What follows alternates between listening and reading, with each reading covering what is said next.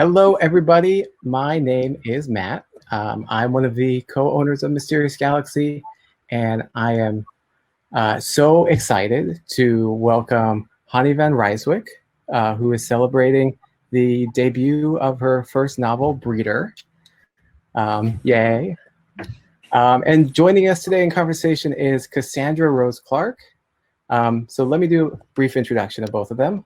Honni van Rijswijk is a writer, lawyer, and academic.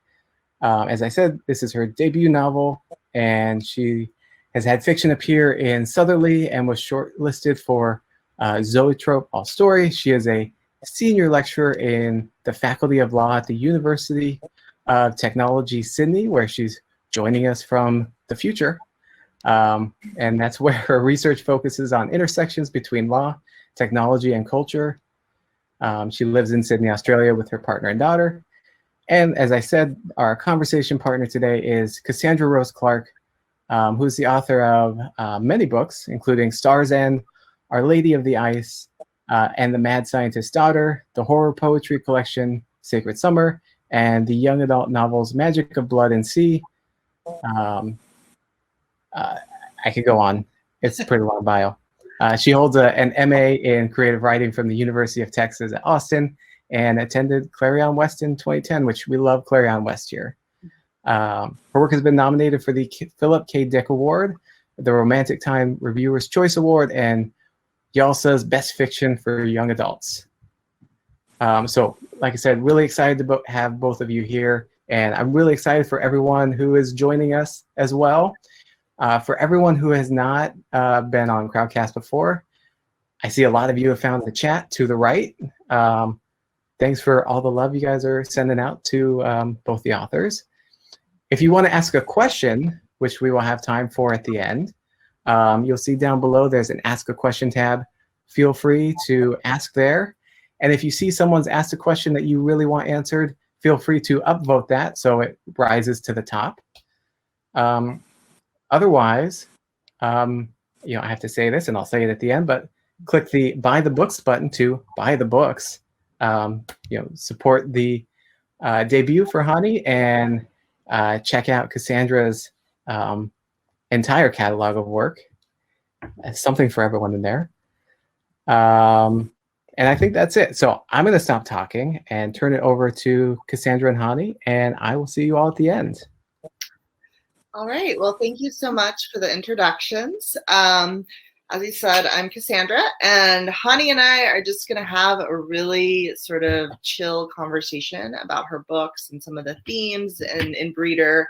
It's so awesome reading all of the comments congratulating you on your publication. It's such a huge deal to publish your first book. So congratulations on that. I know that's really exciting. And it's so exciting to see all that support pouring in as well. So Honni, I thought we can start off by just letting you, if you want to kind of expand on your bio a little bit, if there's anything you want to add, and then maybe we can just kind of get into the chat. Yeah, sure. So I currently live in Sydney, but I've also lived in Seattle, Washington. I lived there for about 6 years, and that's where I did my PhD. And I feel a great connection to Seattle and also the US in general. I've also lived in Ireland. And yeah, I love being back in Sydney where my family and friends are. But I really miss sort of traveling and having that kind of more global life, as I'm sure we all do. And yeah, I've been lucky enough to be at UTS Law School for over 10 years now, and it's a really vibrant space where we get to do a lot of critical legal thinking.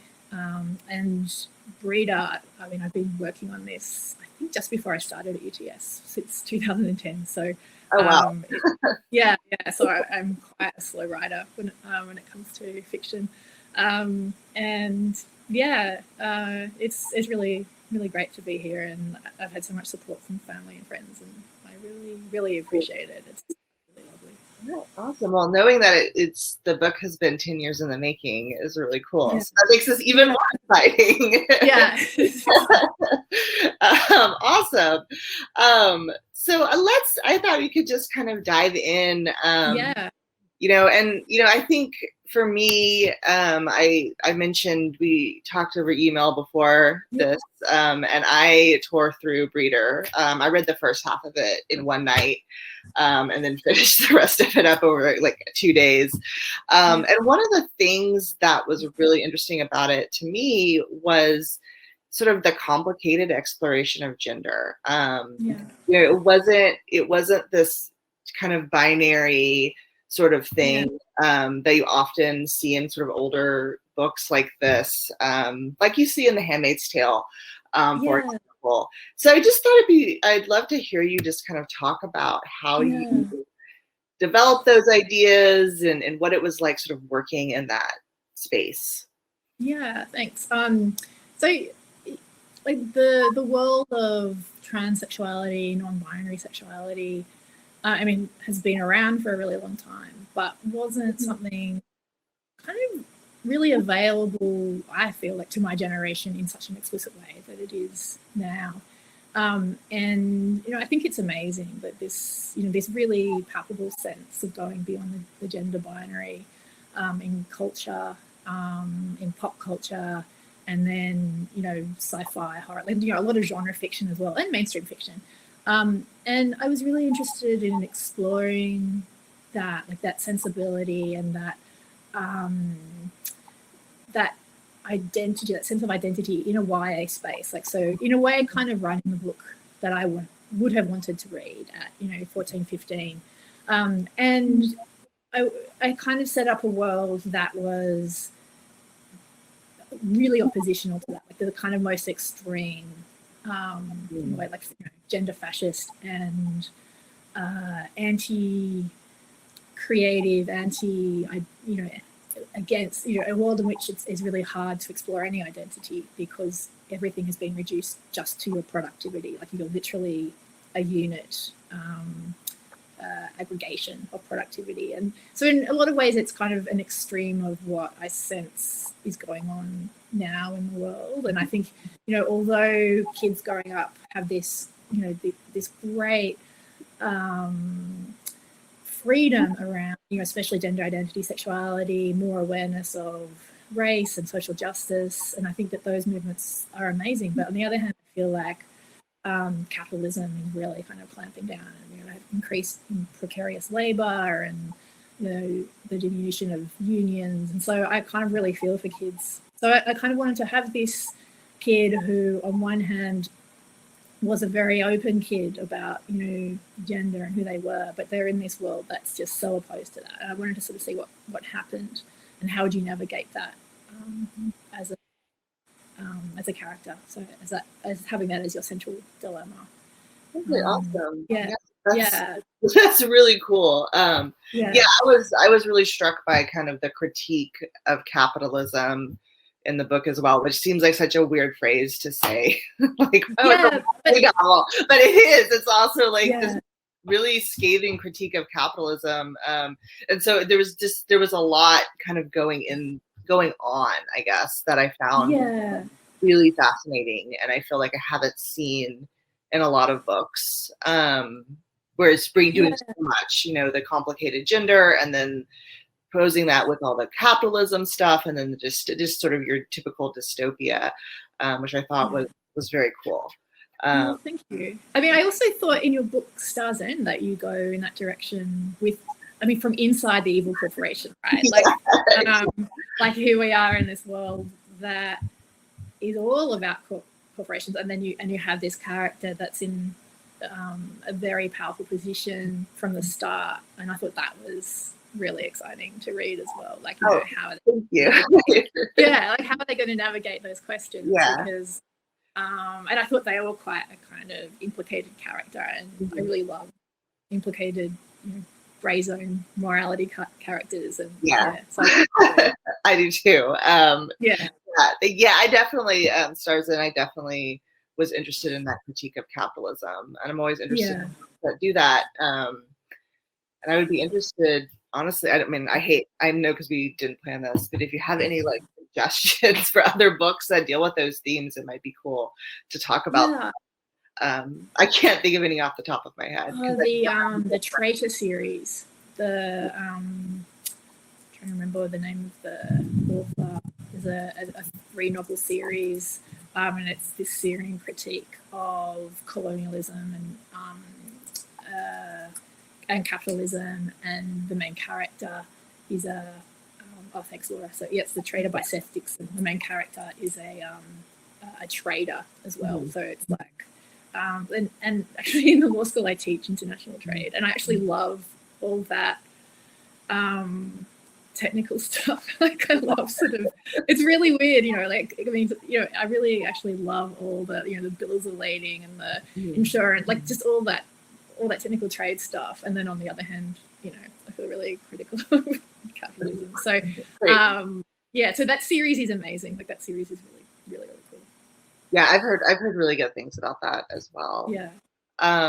So let's, you mentioned kind of liking those morally gray characters and those implicated characters. Yeah. And that was another thing that I really loved about Breeder. And I feel like that's something we don't see as much in places. So I would love, what was it like to kind of write a story with those kind of complicated characters, particularly kind of in the space we're in now where people don't always want to read those types of characters. Yeah. I mean, I loved it. I love villains. I love compromised characters. I love inhabiting that sensibility. And with the character of Will, I wanted, in a lot of ways, I wanted Will to get what they want. Like I kind of, and this world is so brutal that it's completely understandable that Will wants to achieve things even at the expense of, say, social justice or other people. And I really sympathize with that. Like I think, it's like, I mean, living in Australia, effectively in a colony, like there's this, you're complicit. I'm complicit just being. So there's like a sense of complicity that I think I'm always fascinated by. And, there's a sense that we all want to pursue our self-interest, and that's really understandable. Like I in a way I don't judge Will for that. I mean, I know some readers on Goodreads hate that Will is like a really amoral character, but yeah, I mean, I just think those complex characters really get my heart in a way that the good characters, maybe I just can't identify quite as much with them, or I don't know. I mean, villains are always more fascinating. Will's not a villain, but very compromised and makes some decisions that I think are just interesting. And as a reader, I love being put in those positions where I'm thinking, I'm doubting what the main character is doing, and even judging them. It's quite fun to judge main characters, and when you're inhabiting that sensibility because it's in first person, it puts you in this kind of awkward position where you're like, I'm kind of rooting for this character, but I can also see what they're doing is not so awesome. So so I kind of but I think go on.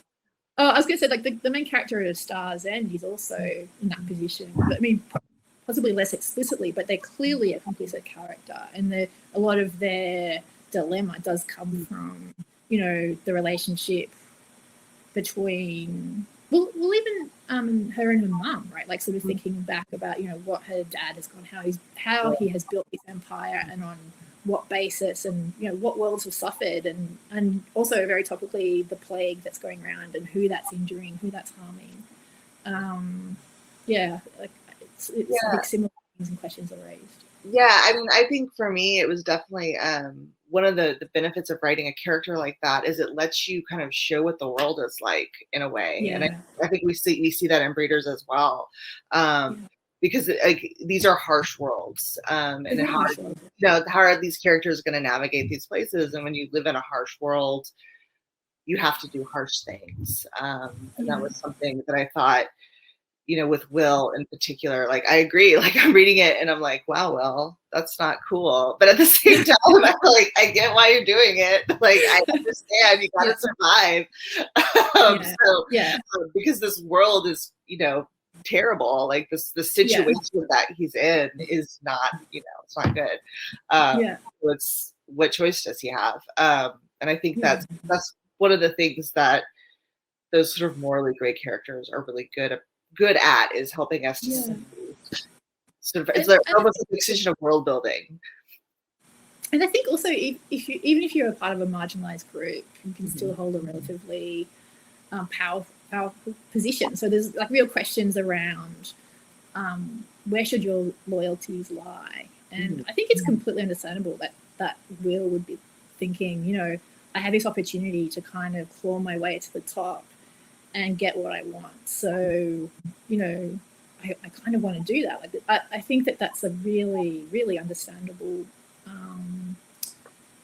desire that Will has. And then same with, you know, people who are born into, you know, very privileged positions. I mean, they're really interesting characters too. Like the main character in Star's End. That you know, it's completely understandable that she wants to, you know, inhabit this world in a kind of empowered, happy way. Like we all want to be happy. Like you know, I think we want social justice, but we also want to be happy. So yeah, I think that tension is really compelling. Like, you know, I mean, especially now, because I feel like we are in a really extreme place in 2021 with, you know, tensions around race and hypercapitalism and gender, and there's a lot of you know, we've been pulled in different directions, and sometimes we might choose ourselves over the principles of social justice in lots of contexts.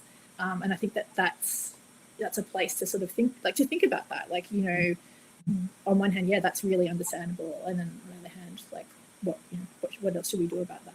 Right. Yeah. No, I think that's a good point about sort of how it's such a reflection of our current world and the current situation, just, you know, everywhere. And that tension is really fascinating.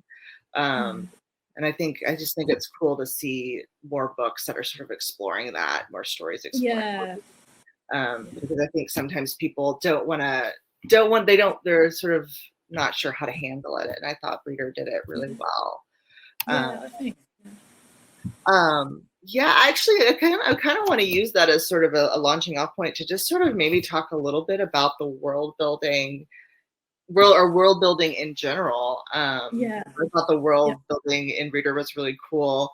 You know, I know the obvious comp title is Handmaid's Tale.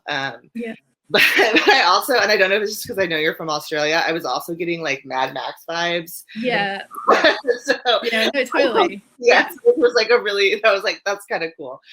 So I'd love to just kind of hear your sort of world building process. Yeah, I mean, I think they're both big influences. Ursula Le Guin, even like she writes really different, obviously, literature, but Toni Morrison, like the kind of like the how you build a world to articulate trauma, like different tropes and genre. So I mean, Toni Morrison does that so brilliantly in Beloved, which is a horror book as well as being like, you know, amazing literature. So I think I was drawing on lots of different genres, and I didn't expect to write a science fiction book. I mean, that's how it's characterized. And I think it also draws a lot on horror, but I was really interested in taking our current world to an extreme, to its logical end, especially around the capitalist stuff and the way everyone is just kind of plugged in as a series of units and that kind of thing. Or even, you know, the Matrix also is kind of in that vein. Oh yeah, that's true. Yeah. Yeah. I wanted to make it more explicit about corporations, and about class hierarchy, which is capitalism, but also something else. Like it's about legacy and, you know, colonialism and immigration. And so I wanted to have a character who's, you know, low down in this class system, but they're not right at the bottom. So they still have, you know, I think this obligation for social justice. And so I was, kind of interested in like just mapping out a world. To start with, I think quite physically, just sort of thinking, you know, like the corporation has rings of, you know, where it's like you literally in this the A zone if you're at the top elite, and then you're way out in the F zone if you're a Westie. And Westie has particular meaning in Australia because Sydney is set out kind of like that, actually. You get kind of to the western suburbs and people are called Westies, and it's a geographic demarcation. And that's where I was born, in the western suburbs, and so I've always had a lot of Westie pride. And so that was one way of sort of thinking about class again and inequality. I just kind of took it as far as I could, and then sort of realized, oh, this is actually science fiction. But it's not really. I didn't sort of set out to write a science fiction book, but I think as a writer, I've got more and more into genre. I find genre fiction the most exciting space at the moment, like sci-fi and horror. Just the best books are coming out, and I can't even remember the last time I read something in the literary fiction. There are great books out there, but I'm kind of really drawn to these. Maybe it's also a sign of our times. We are in a really extreme time, I think, and genre, I think, can capture that much more than realism, in my opinion. What about you? How did you get into genre writing? I actually was kind of had sort of a similar story that you did in a way. I kind of started in literary fiction and then sort of drifted over into genre. And I feel like, I was writing literary fiction, but I always liked to watch genre. I loved horror movies and science fiction movies and stuff. It's like everybody. It's like my MFA program. Like we'd all loved Star Wars. Like they're writing this, they're writing like literary realism, but everybody loves Star Wars. We bring up Star Wars. They're excited. Like that literally happened. And I think I really think that sort of in the 21st century, we've sort of seen those lines start to really blur. I think there's a lot of people who, they sort of read that literary realism, but then they also want to come over to speculative fiction, and you start seeing those interesting things that speculative fiction can do. And it's so interesting to me that, Breeder, you didn't set out to write a science fiction book because it feels like so like kind of classic dystopia. And so interesting. That's interesting that you're just kind of like just sort of started writing it, and then it's like, I guess this has become science fiction. Like just looking for tropes and metaphors that will explain that. At University of Washington, there's this amazing professor called Jennifer Bean who works in the horror area and film, and she would give these really moving lectures about why we watch horror, and around looking for tropes and metaphors for internal pain, I guess, or to kind of express our lives, and having that reflected back is cathartic, but also meaningful in ways of generating frameworks of accountability and recognition of different suffering and that sort of thing. So and also going back to the roots of, I suppose, realist fiction as like this inherently really white bourgeois genre, and all those like all those early the Marxist critique and all that sort of stuff is so fun, and to kind of go, actually it's fine if I don't like this anymore, or it's fine if I'm having a break from it, because it's not like it has to be the definition of literature, and we should argue against that and fight for genre, which I think, as you say, in the 21st century it's much more prevalent, especially in TV and film, and the success of American Horror Story and just so many kind of genre spaces. So you were mentioning horror. I feel like this is a terrible pun that I don't mean. No pun intended. But I feel like horror is really killing it with the sort of. I think so. Yeah. And it's genre to explore social issues. I feel like there have been so many like horror, especially movies. You're really seeing that kind of like, we're explicitly going to use horror to explore some race or gender and all kinds, just like this the last 5-10 years. I feel like I've seen which is really cool. It's so cool. And I mean, I just think there are things that you can say, like Get Out or Invisible Man, like you can say things about race and gender using genre, because those experiences do exceed realism. You know, like they're not in our mainstream vernacular yet. You know, as they should be, and so you kind of need those horror tropes or those extreme tropes to make sense of them. Right. Yeah, so I think it's really amazing, and Toni Morrison was doing that with Beloved back in the 80s. Oh yeah, for sure. Because she's such a genius. She's like 40 years ahead of everything. But yeah, I think it's really exciting time to be writing, and especially to be writing genre. Yeah, no, I totally agree. Genre forever, just like Beloved forever. Yeah. Well, I know we have a couple of questions, and we'll switch. We'll start taking questions in earnest in about 5 minutes or so. But I was kind of curious about how your academic work might have really inspired reader, because you have such an interesting, I mean, going on your bio, this sort of focus on law, technology, and culture, which just sounds cool. And I felt like there was a lot of that in reader. And so I was just kind of curious how you sort of maybe pulled from your academic work. So I started with academia really looking at frameworks of suffering, like so whose suffering becomes legible, and using the law and literature or law and culture framework. So my PhD thesis spent a lot of real estate time on Virginia Woolf, and basically arguing that Virginia Woolf was a legal theorist in the way she thinks about suffering and civil responsibility. So yeah, I was really interested in the modernists and their formal innovation, and what that meant could now be said about suffering and who's responsible, and suffering that was previously invisible becoming visible through stories like Mrs. Dalloway or As I Lay Dying from Faulkner. And I've done work in Australia on like amazing Indigenous novelists like Alexis Wright, and how, you know, she's also in that space of making, using fiction to hold the state especially to account, and make different kinds of suffering legible. And then I've moved on to look at tech and new forms of tech, and that's with my colleague Penny Crops, who I think he's in the chat.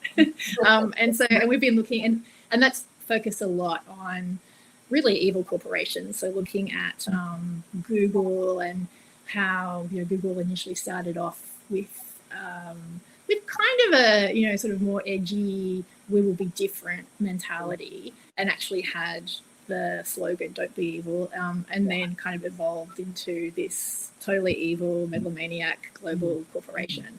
And you know, and also the form of corporations, and how kind of innately evil that is. And I had previously also done work on actually Toni Morrison's Beloved, and looking at, there were these amazing cases in the early 2000s called the slavery reparations cases, where there was a class action against corporations who had existed since slavery, and insurance companies who profited from slavery. And it was a really interesting set of cases. And so these lawyers were using these class actions to make this accountability visible, which I think was really super cool around the Obama years, when there was all that discussion of reparations. So, I mean, I would argue that law can be much more than just this liberal tool of oppression. Like we can, but I'm also really interested in law's complicity, and so that's why in Reader, the law is a really key part of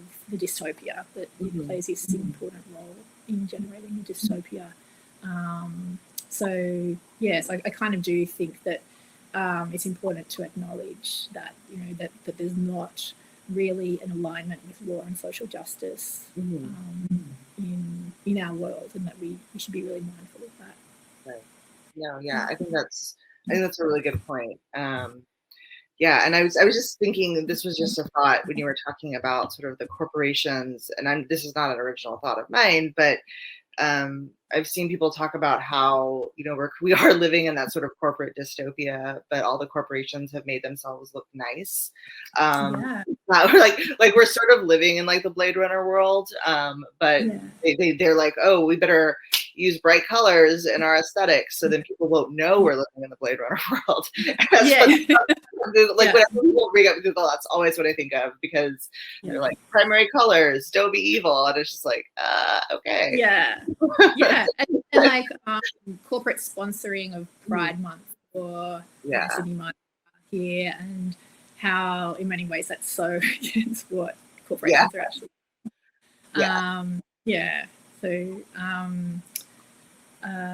And again, I mean, also it's this idea of complicity, right? Because like the thing is, most of us work for corporations, and I'm in a university, but it's been more and more corporatized.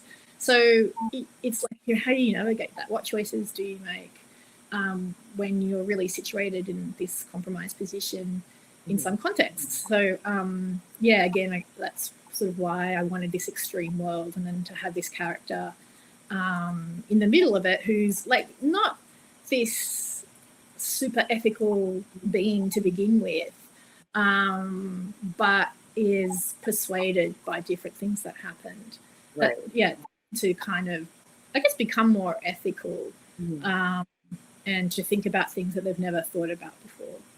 No, I think that's sort of an important arc that we see in the book. Awesome. Well, I let's go ahead and ask some questions. I'm gonna see if I don't know, making sure I figured it out. So because you guys voted on this one, so this one has 4 votes. Oh, I got this, just got beat out, so we'll start with this one. The title is very evocative, Breeder. Was this always the title you had in mind?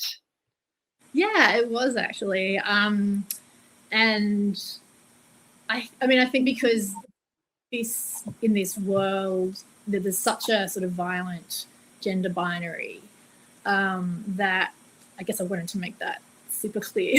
So, and you know, and it's not like being male in that binary is very awesome either. Like you know, because it's kind of in some ways the classic Marxist analysis, which is that, you know, workers are reduced solely to their labor, and females are reduced to their reproductive labor.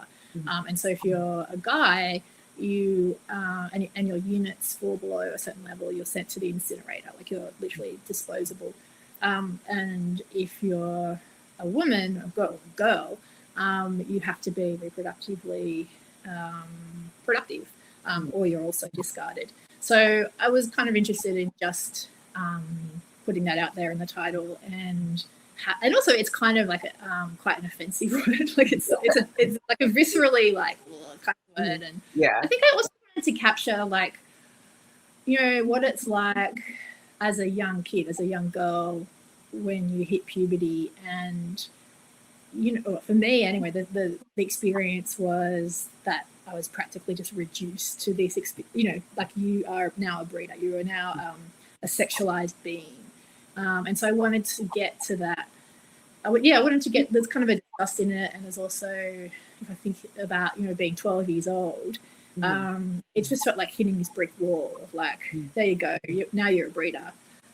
So again, like, even though it's genre, it's kind of an extension of, you know, I think what a lot of girls experience, actually, even, you know, even girls who don't identify as queer or non-binary, I think, you know, just being a straight girl in our world is still an extremely toxic experience. And you go from being this kid who has a lot of freedom and gender's not that important, and then you hit puberty and suddenly, you know, there's a real oppression behind it, and a sense that your sensibility is kind of confronted with this horror. So I kind of wanted that sense of horror in the title. Yeah, I think you definitely got it. I had a moment when I was reading your book.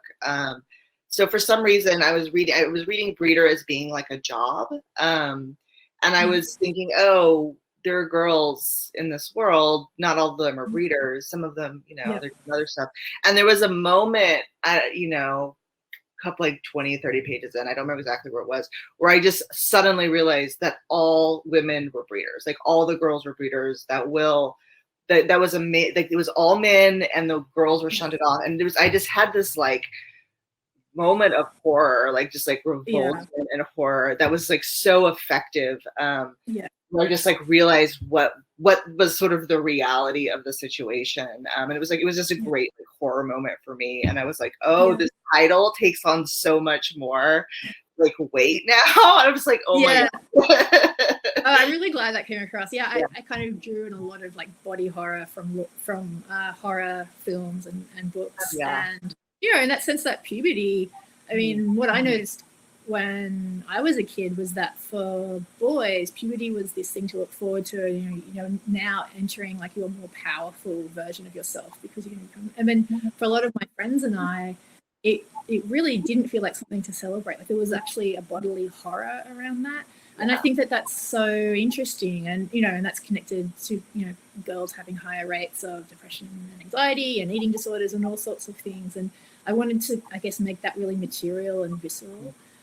And put the horror really kind of apparent. Yeah, no, I was definitely there. And also the kind of horror of like pregnancy and childbirth. Was another one where I was like, oh my gosh, she's just turning pregnancy into body horror. That's awesome. Just going with it. And I think that, and the transformation of the body through pregnancy. And again, how that becomes this kind of moment in society where suddenly you get like a new ideology put on you, and you know, I think I'm really captured by this idea of, you know, I think as a kid I experienced that body horror as kind of being inherent about the physicality, and I think as an adult I'm more like, no, I wonder whether a lot of that's actually more about the ideology around it. But pregnancy, I experienced definitely as a similar experience where there's totally I had body horror.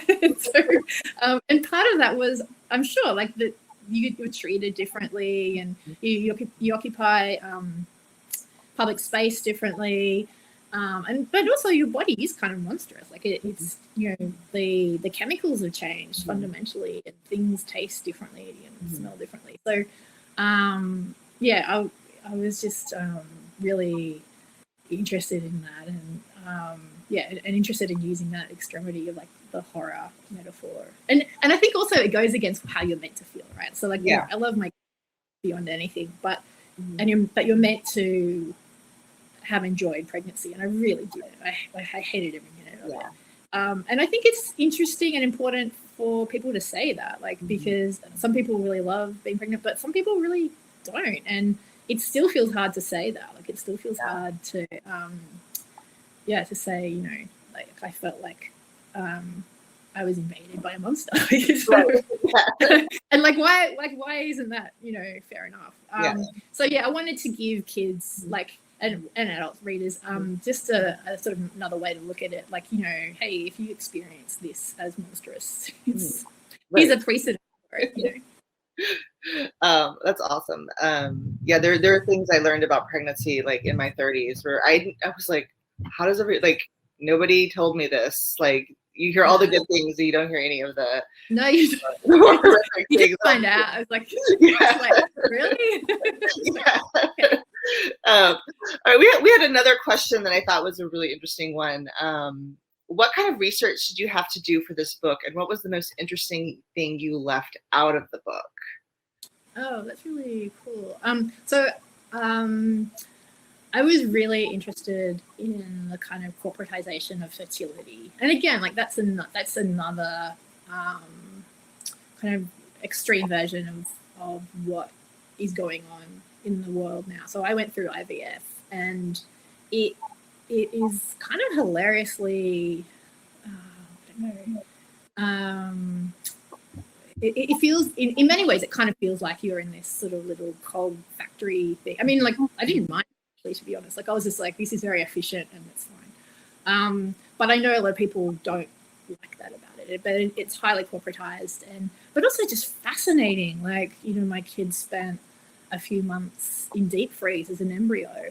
And so, yeah, I did a lot of reading around that. So I was thinking, like, if you had this society that, you know, just kind of was obsessed with a certain kind of legacy, right? It wanted certain people to breed, and it wanted to just kind of use other people as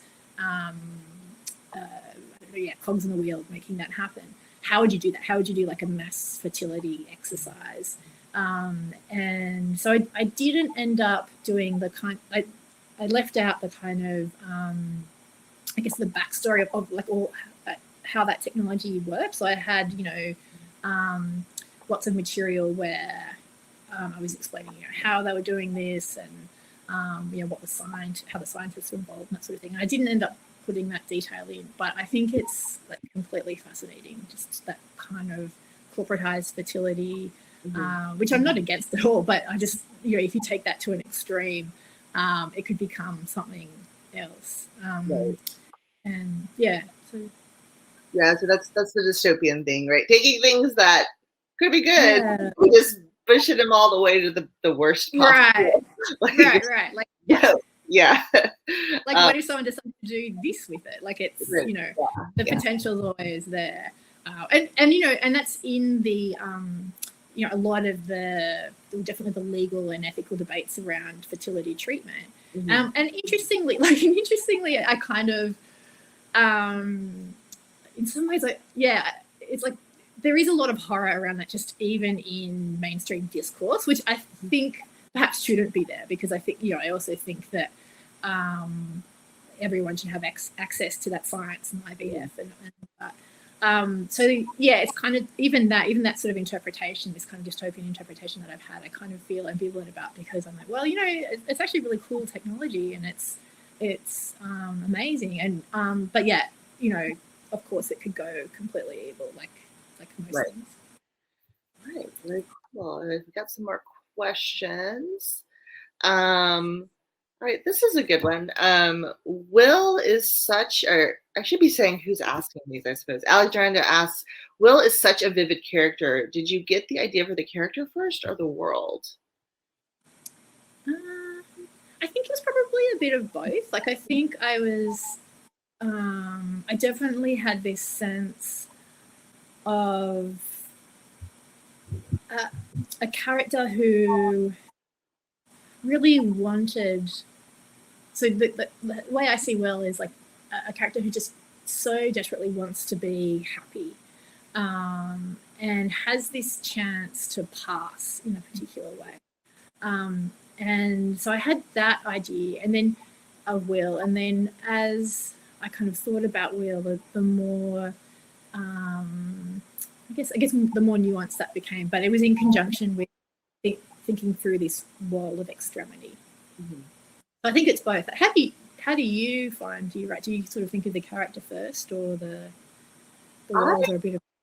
I tend to do the characters first sometimes. I think I tend to get struck with character first, and then often build the world around them.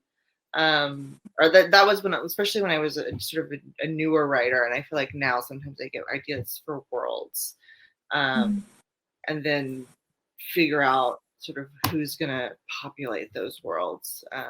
That is one of those things that I always, like, sort of writerly things that I always think is interesting. I think it's really like, because it's like some people just start with like plot, which is wild to me. Like, that's the hardest part for me to really had to push myself to kind of go, and you know, this character can't just like sit around in this interesting world. There has to be an arc, and then it's kind of this back and forth, right? Because when you think about the character's arc, then that means you have to tweak the character, and then tweak all the secondary characters, and sometimes even tweak the world, depending on what you want to have happen and what's possible and not possible in that world. But yeah, I mean, I guess I probably get a sense of a character, like almost like a sensibility, but translating that into a story is its own process. I think, like, it's for sure. Have you found it easier experience or? Sorry. Have you found it becomes easier with experience, doing that sense of like, I've got this voice, for example, I've got this really strong sense of who this person is, and then just making the story from that. Does that become easier? I think it does become easier, just because you practice more. Like the more you write, the more you're practicing.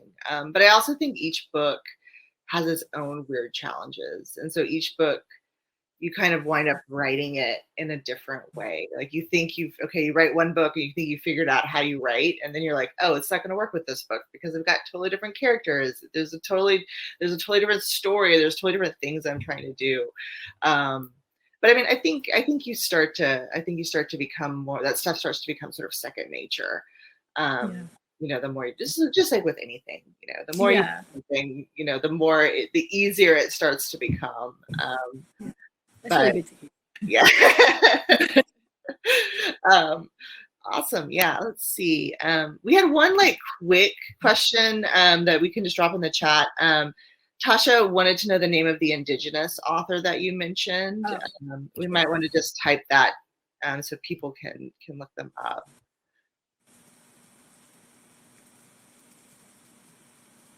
So yeah, Alexis Wright, especially Swan Book.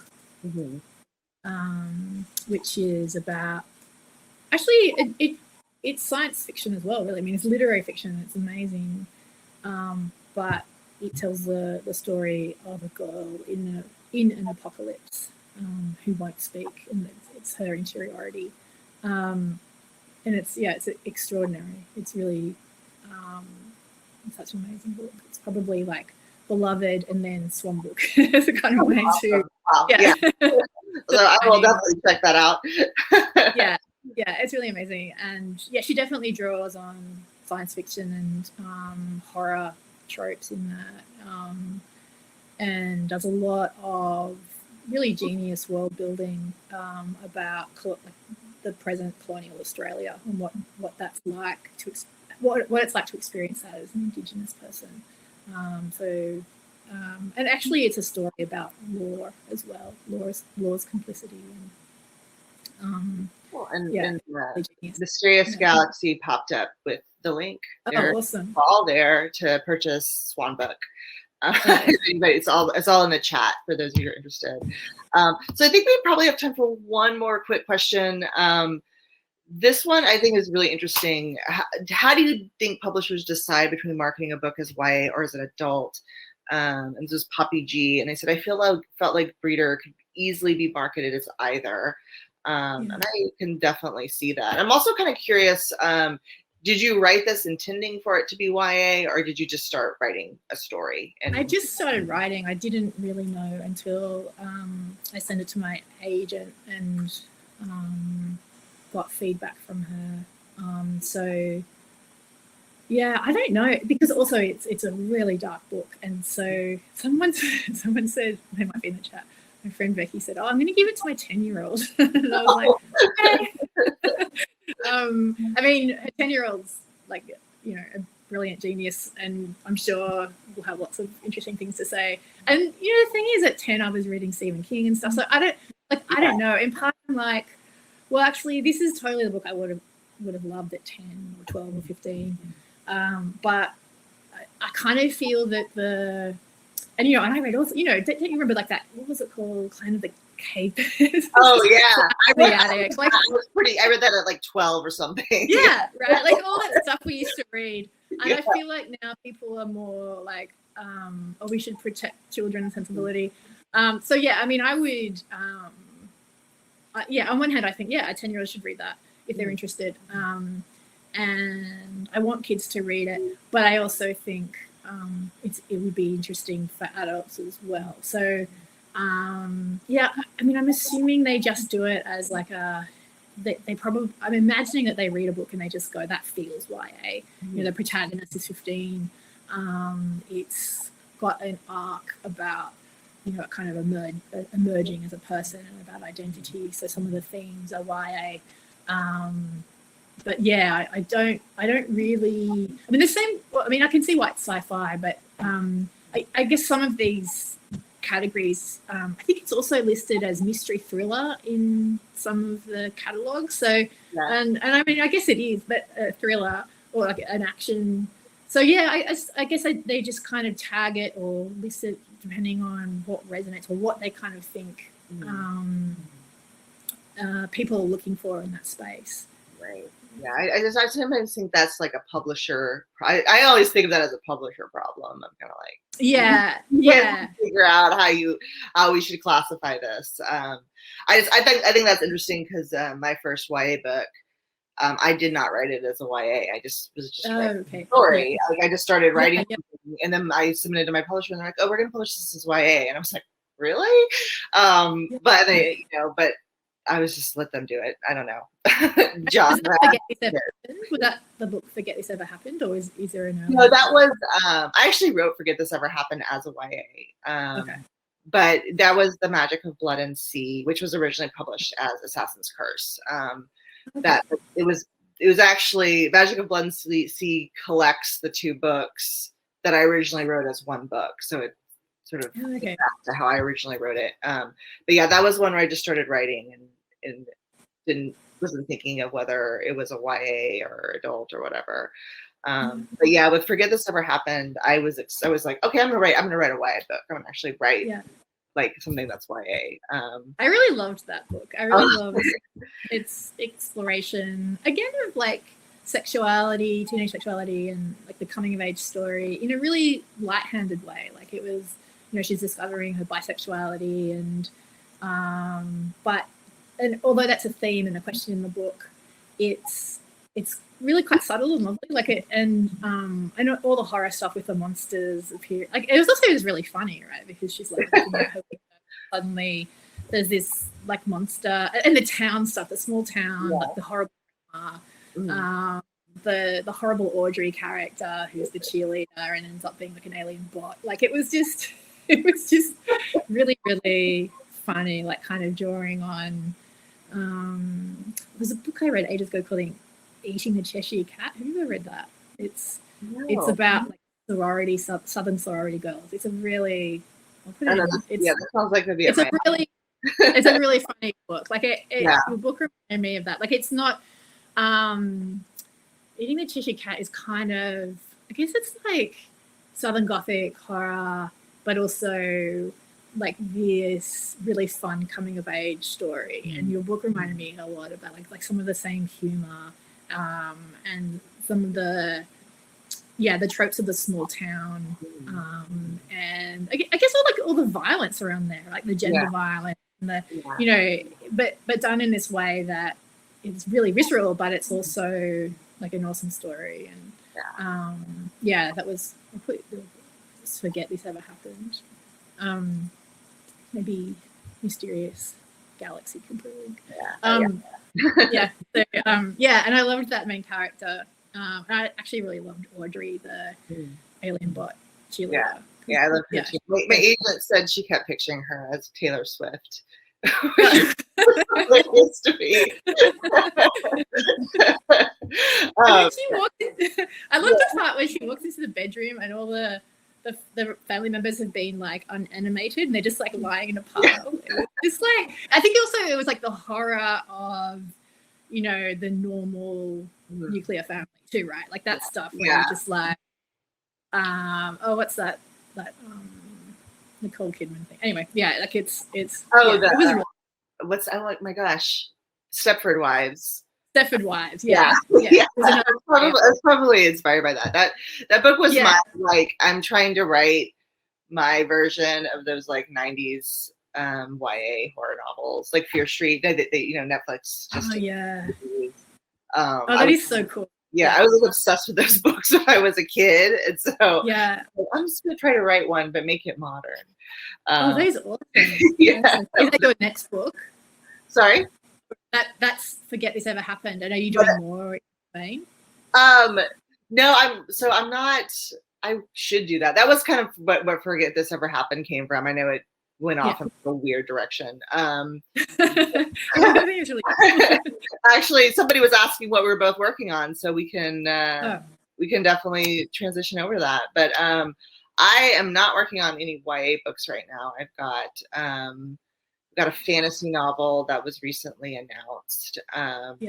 That called The Beholden. That'll be coming out at the end of this year, and I'm also revising a romance novel, which is cool. a new thing for me. Even though I've written epic books, but this is like a like they're like, oh, you need to make it more romancy, so it's going to be kind of interesting.